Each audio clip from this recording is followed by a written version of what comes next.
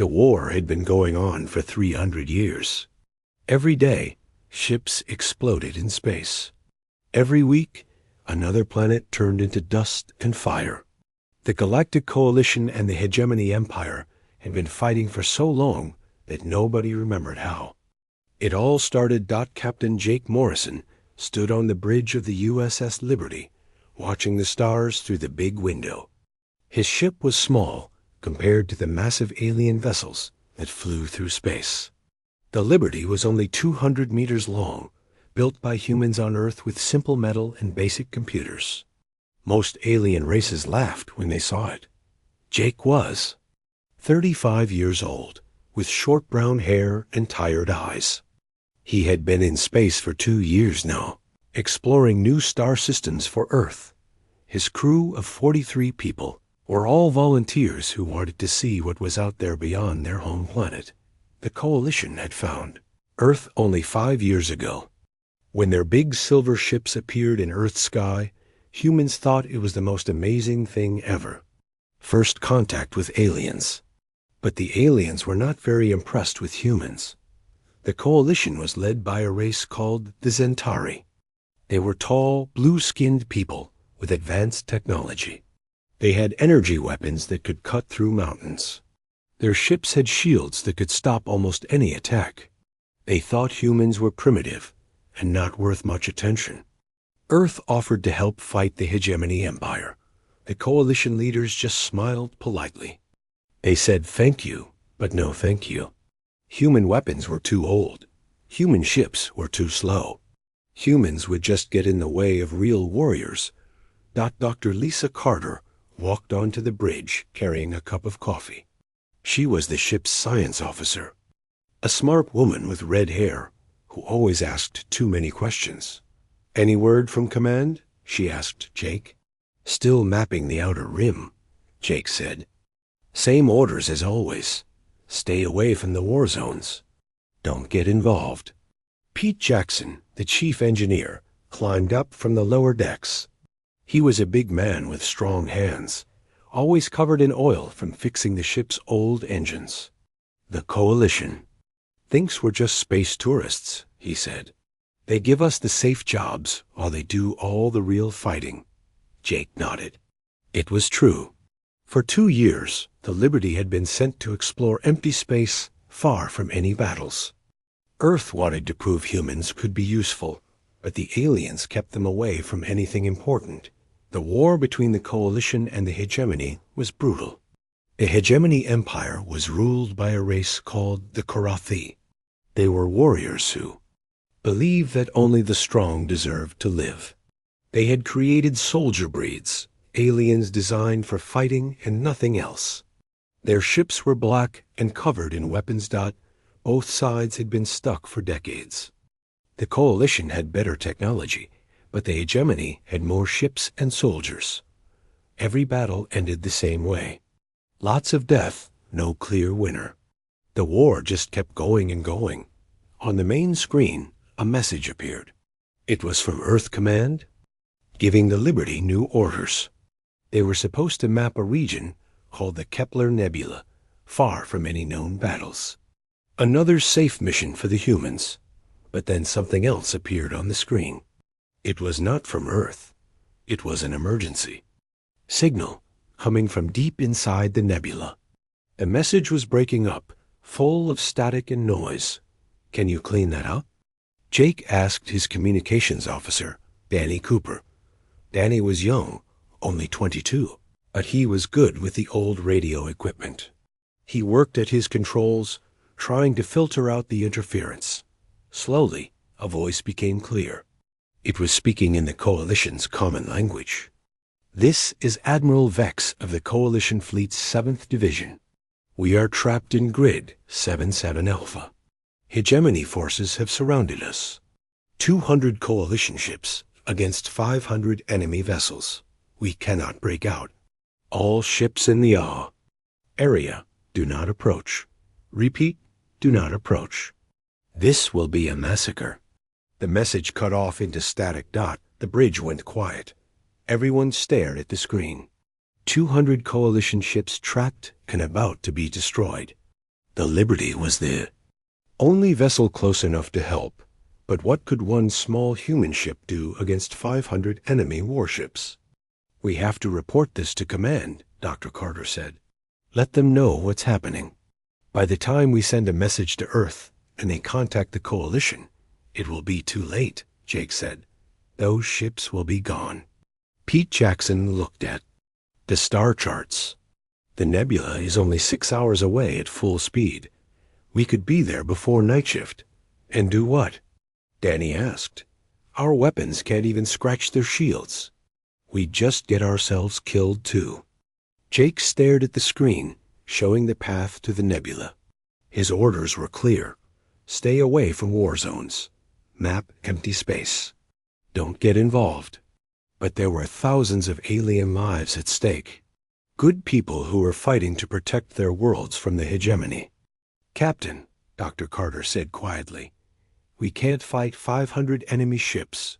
It's suicide." Jake knew she was right. The Liberty had only basic weapons. Old-style projectile guns that fired metal bullets. Their shields were weak. Their armor was thin.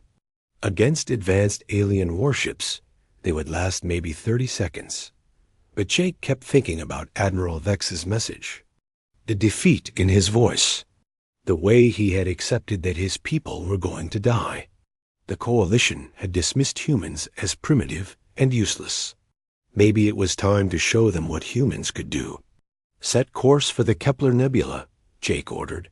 "Maximum speed?" "Sir?" Danny looked confused. "You heard me. We're going to help." Dr. Carter stepped forward. "Jake, this is crazy. We can't save them. We'll just die with them." "Maybe," Jake said. "But we have to try. That's what humans do." "We?" "Try even when the odds are impossible." Pete Jackson grinned. "About time we got into a real fight." The Liberty turned toward the nebula, its old engines pushing the ship faster than it had ever gone before. Behind them, the safe mapping mission was forgotten. Ahead of them waited the biggest battle the galaxy had seen in 50 years. Jake Morrison had made his choice. One human ship was heading into a war zone where 500 enemy vessels waited to destroy everything in their path. Nobody thought the Liberty could make any difference. They were about to find out how wrong they were. The USS Liberty dropped out of faster-than-light travel at the edge of the Kepler Nebula. What Jake Morrison and his crew saw made them all go silent. The battle was already happening, and it was worse than anything they had imagined. Hundreds of ships filled the space in front of them. Big Coalition vessels with silver hulls were trying to fight off even more hegemony warships painted black as night. Energy beams cut through the cosmic dust and gas of the nebula like deadly light shows. Every few seconds, another ship exploded in a ball of fire and metal. "My God," Dr. Carter whispered.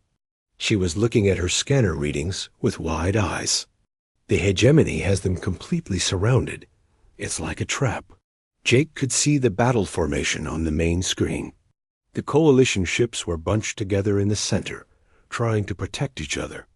Around them, in a perfect circle, the hegemony fleet was closing in like hungry wolves. The enemy had twice as many ships, and they were all bigger and more heavily armed. "Can you reach Admiral Vex?" Jake asked Danny Cooper. Danny tried his radio. Equipment, but all they could hear was static and battle noise. "Too much interference from the weapon's fire," he said. "The electromagnetic pulses are jamming everything." Pete Jackson was studying the engine readings. "Those Coalition ships are trapped good. Every time they try to break out in one direction, the hegemony pushes them back. They're slowly being squeezed to death." Jake watched a Coalition cruiser try to escape through a gap in the enemy line. 3 hegemony destroyers moved to block it, firing their plasma cannons. The Coalition ship's shields flashed and failed. A moment later, it was gone in a bright explosion. "We need to get closer," Jake said. "Danny, keep trying to contact the Admiral." The Liberty moved slowly into the nebula. The cosmic dust and gas clouds gave them some cover, But Jake knew they were still vulnerable. One hit from those massive alien weapons would turn their small ship into scrap metal dot as they got nearer to the battle. Something strange started happening. The Liberty's simple radar system was not being detected by either fleet. The alien ships all used advanced quantum sensors that looked for high-tech energy signatures. The Liberty's old Earth technology was so primitive that it was invisible to their sophisticated detection systems. "Captain," Dr. Carter called out. She was looking at her computer screen with a confused expression. "I'm picking up something weird about how these fleets are fighting." "What do you mean?" Jake asked. "Both sides are using computer-assisted tactics. Their ships move in patterns controlled by artificial intelligence programs. Watch." She pointed to the main screen. "See how the hegemony ships always turn left when attacked from the right? And how the coalition vessels always retreat in groups of 3. Jake looked more carefully at the battle. Dr. Carter was right. Despite all the chaos and explosions, both fleets were following predictable patterns. The alien commanders were letting their computers make most of the tactical decisions. "It makes sense," Pete said. "When you have hundreds of ships in one battle, no single person can keep track of everything. You need computers to coordinate all the movements." Dr. Carter nodded. "But that's also a weakness. Computer programs follow rules. They're logical and predictable. They can't improvise or think creatively like humans can." Jake felt something click in his mind. An idea was forming, crazy and dangerous, but maybe possible. "Danny, what kind of communication systems are we carrying?" "Standard Earth equipment," Danny replied. "Radio waves, electromagnetic signals, some old satellite technology from before we met the aliens." "The same type of signals that would interfere with quantum computer systems?" Danny's eyes went wide. "Theoretically, yes. Our primitive radio waves could cause static in their advanced networks. But, Captain, we'd have to get really close to make any difference." Jake was thinking fast now. The coalition was losing badly. In maybe an hour, all their ships would be destroyed. But if the Liberty could somehow disrupt the hegemony's computer-controlled tactics, it might give the coalition a chance. "Pete, how close can you get us to their formation without being detected?" Pete studied his instruments. "If we stay in the dust clouds and keep our power low, maybe within 5,000 meters. But one scan from their sensors, and we're dead." On the screen, another coalition ship exploded. Then another. The enemy circle was getting tighter. Admiral Vex's fleet was running out of time and options. "There's something else," Dr. Carter said. She had been analyzing the battle data. "Both fleets are so focused on each other that they're not watching for outside threats. Their sensor arrays are all pointed inward at the battle." Jake made his decision. "We're going in. Danny, start preparing every communication system we have. I want radio, television, satellite signals, everything working at maximum power." "Sir, if we broadcast on all frequencies at once, we'll light up like a Christmas tree. Every ship out there will see us." "That's the idea," Jake said. "Pete, plot a course straight through the middle of the hegemony formation. We're going to cause some trouble." Dr. Carter grabbed Jake's arm. "This is insane. We can't fight all those ships." "We're not going to fight them," Jake replied. "We're going to confuse them." The Liberty began moving toward the battle. Jake's crew prepared for what seemed like a suicide mission. They had no heavy weapons, no strong shields, no advanced technology. All they had was an old Earth ship, and the element of surprise dot. As they got closer, Jake could see the individual hegemony vessels. They were huge, dark ships bristling with weapons. Each one was 10 times larger than the Liberty. Their hulls were covered with armor that could resist the Coalition's best energy weapons. "Beginning electromagnetic broadcast in 30 seconds, Danny announced. His hands were shaking as he worked at his controls. "All systems ready." Pete reported from engineering. "Engines at full power." Dr. Carter was monitoring the enemy fleet. "They still haven't seen us. We're too small and too primitive for their sensors." Jake gripped the arms of his captain's chair.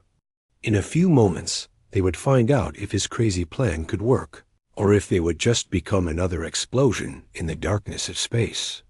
"Begin transmission," he ordered. The Liberty started broadcasting on every frequency it could produce. Old Earth radio signals, television waves, primitive electromagnetic pulses. The small human ship became a beacon of ancient technology in the middle of the most advanced battle the galaxy had ever seen.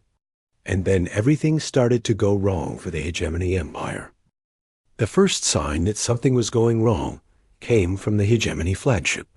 A massive black warship suddenly stopped firing its main cannons and started turning in a slow circle. Its targeting computers were trying to lock onto the source of the strange signals flooding their networks. "It's working," Danny Cooper shouted from his communication station.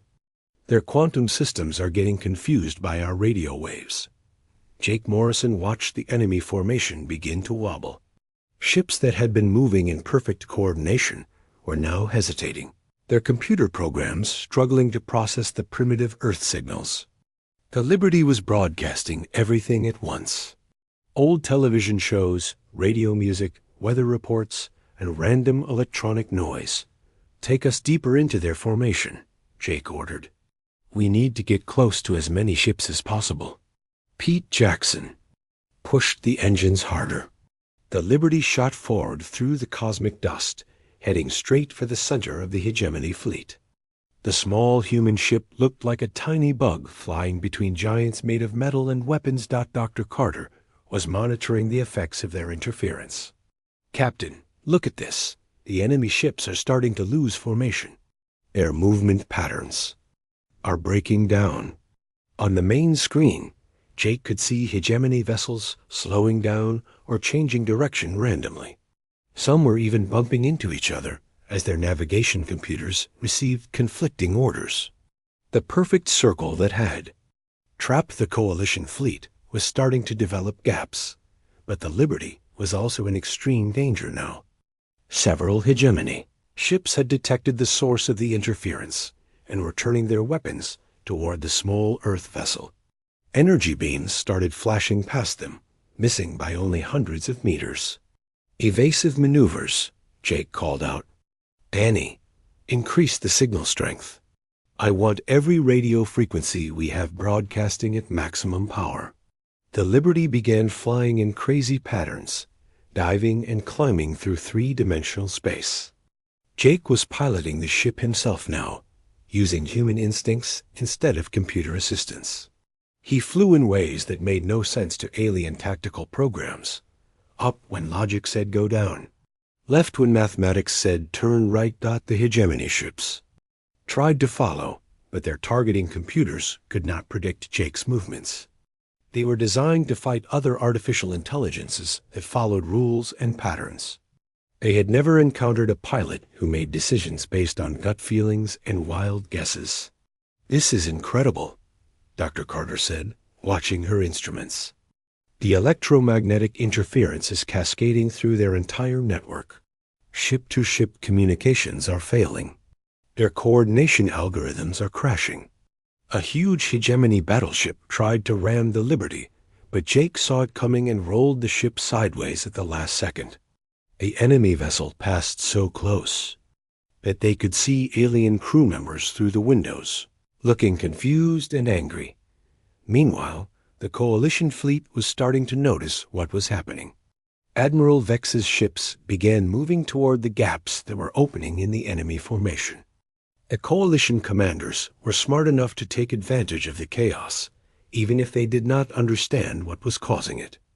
"Coalition vessel approaching," Danny announced. "It's trying to contact us." "Put them through," Jake said. The voice of Admiral Vex filled the bridge. The alien commander sounded amazed and confused. "Unknown vessel. This is Admiral Vex."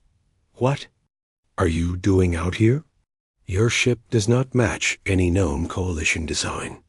This is Captain Jake Morrison of the Earth vessel USS Liberty. Jake replied while dodging another energy beam. We're here to help. Earth, the primitive human world? How are you disrupting the hegemony network? Old-fashioned radio interference, Jake said. Sometimes the simple ways work best. There was a pause. Then Admiral Vex spoke again, and this time his voice was filled with respect. Captain Morrison, you have given us a chance to break out. We will not waste it. The Coalition ships began their escape.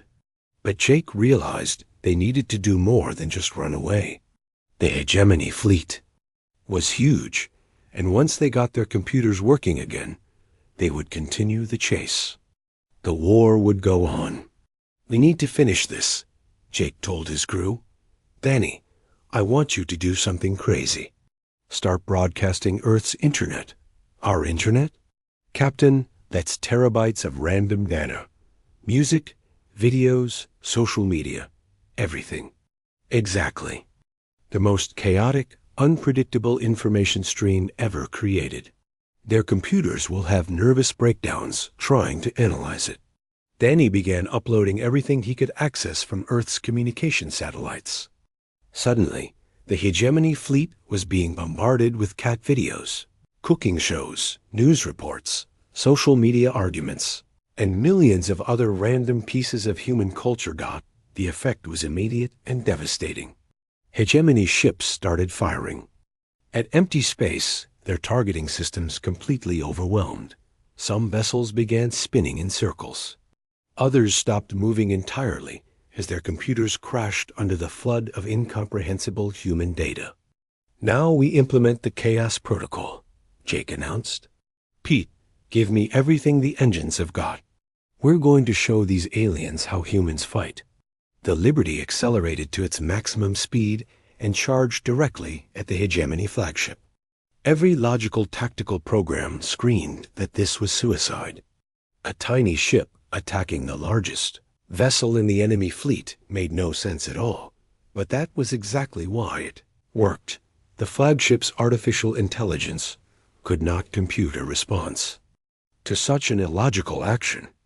While it hesitated, trying to understand human behavior, Jake flew the Liberty in a wild spiral around the massive ship. Danny kept broadcasting random Earth data, and the flagship systems went completely haywire. Other hegemony vessels tried to help their flagship, but they ended up shooting at each other in the confusion. Ships that had never missed a target before were now firing blindly into space, their computers unable to distinguish friend from foe. The entire enemy fleet is in chaos, Dr. Carter reported. Their network has completely collapsed. Ships are operating independently now with no coordination. Admiral Vex and his coalition forces seized the moment. They broke out of the trap and began a devastating counterattack against the confused enemy. Hegemony ships that had seemed invincible minutes before were now helpless targets, unable to work together or even communicate properly. The battle that should have ended in coalition defeat was turning into a hegemony disaster. And at the center of it all, one small human ship continued to broadcast the chaotic, wonderful, impossible complexity of Earth culture to a galaxy that was learning there was more than one way to fight a war. The Battle of Kepler Nebula ended 3 hours later. When the cosmic dust finally cleared, over 400 hegemony ships had been destroyed or damaged beyond repair. The Coalition fleet, which should have been wiped out, had lost only 30 vessels. It was the most decisive victory in 300 years of war. Captain Jake Morrison stood on the bridge of the USS Liberty, watching the aftermath through the main screen. Debris from destroyed ships floated everywhere. Rescue pods carried survivors from both sides. The nebula that had been a trap was now a graveyard of twisted metal and broken dreams. Admiral Vex's flagship approached the Liberty slowly. The massive Coalition vessel could have carried the small human ship in its cargo bay, but now it moved with the respect given to an equal. Jake had received a message an hour ago requesting permission to come aboard and meet the humans who had. Changed everything. I still can't believe it worked, Dr. Carter said. She was reviewing the battle data on her computer. Our simple radio signals brought down the most advanced military network in the galaxy. Pete Jackson wiped oil from his hands with a dirty cloth. Sometimes the old ways are the best ways. Those aliens got so fancy with their computers that they forgot how to think for themselves. Danny Cooper was monitoring communications from across the galaxy. News of the battle was spreading fast. Every coalition world was celebrating. The Hegemony Empire, shocked by their massive defeat, had ordered all their fleets to pull back and defend their home systems. When Admiral Vex came aboard the Liberty, Jake was surprised by how normal the alien looked. He was tall and blue-skinned, like all Zentari, but his eyes showed the same tiredness that Jake felt after any hard fight. War was war, no matter what species fought it. Captain Morrison, Admiral Vex said in careful English, I owe you an apology. My people dismissed humans as primitive. We were wrong. Jake shook the Admiral's hand. We're all just trying to survive out here. Sometimes being primitive has its advantages. Admiral Vex smiled. Your tactics made no sense to our computers. Or to ours, for that matter. How did you know that chaos could defeat order? We didn't know, Jake admitted. We just tried something different. On Earth, we have a saying.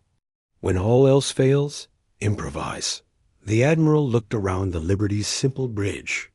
Everything was old and basic compared to Coalition technology, but it had won the day. Your world will be offered full membership in the Galactic Coalition immediately. And I want to learn more about these human fighting methods. Over the next few weeks, Jake found himself in meetings he never could have imagined.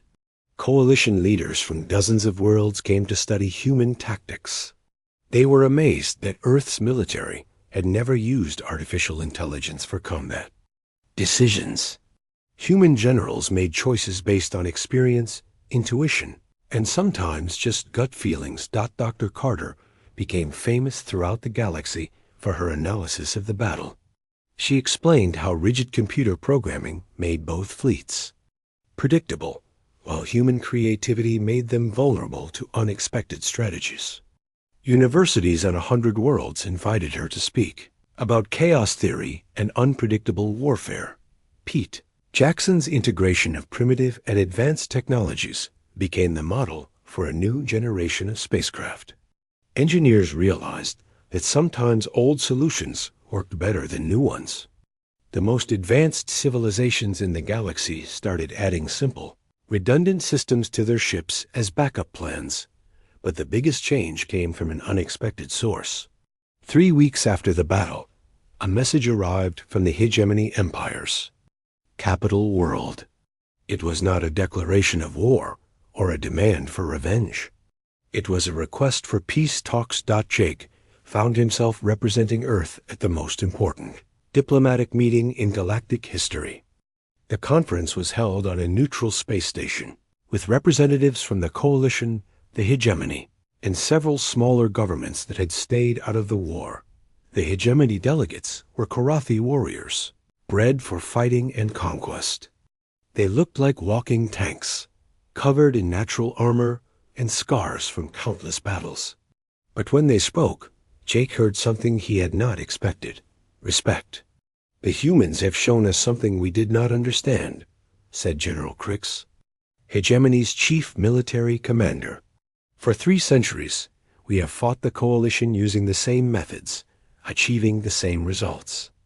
Endless war with no victory for anyone. Your people introduced a new variable, added Warlord Thane, the Hegemony's political leader. You proved that there are always alternatives to accepted strategies.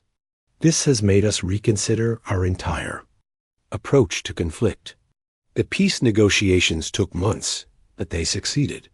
The war that had consumed the galaxy for 300 years ended not with total victory for either side, But with a new understanding, both the coalition and the hegemony agreed to establish joint research programs, sharing technology and military knowledge. The key insight was simple but revolutionary. Military computer systems would still be used for logistics and coordination, but tactical decisions would be made by living beings who could think creatively and adapt to unexpected situations.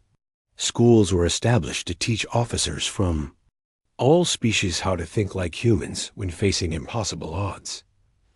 Jake Morrison returned to Earth as a hero, but he found that fame was not very comfortable. He preferred being in space, exploring new worlds, and meeting new species. The Liberty was refitted with the best technology the Coalition could provide, but Jake insisted on keeping the old Earth systems as well.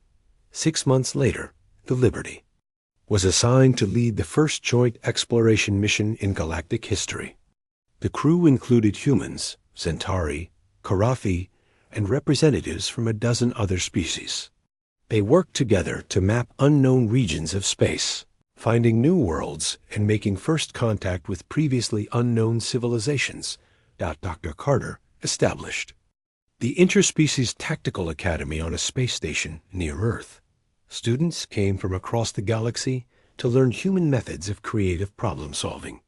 In return, humans learned advanced sciences, engineering, and technologies that seemed like magic. The Academy's motto became famous throughout the galaxy: when logic fails, try something else. The USS Liberty, the small ship that had ended a 300-year war, was eventually retired to the Coalition Museum of Peace, but its legacy lived on in the thousands of new vessels that combined the best of all galactic technologies with the most important human contribution to the galaxy. The willingness to try something completely different, even when everyone said it was impossible. Peace was not perfect, and there were still conflicts between worlds and species. But never again would the galaxy face a war like the one that had nearly destroyed everything. Because now they knew that every problem had a solution, if you were brave enough to look for it in unexpected places. Jake Morrison had proven that sometimes the smallest ship could make the biggest difference, and humanity had earned its place among the stars, not through superior weapons or advanced technology, but by showing that there was always another way to solve even the most impossible problems.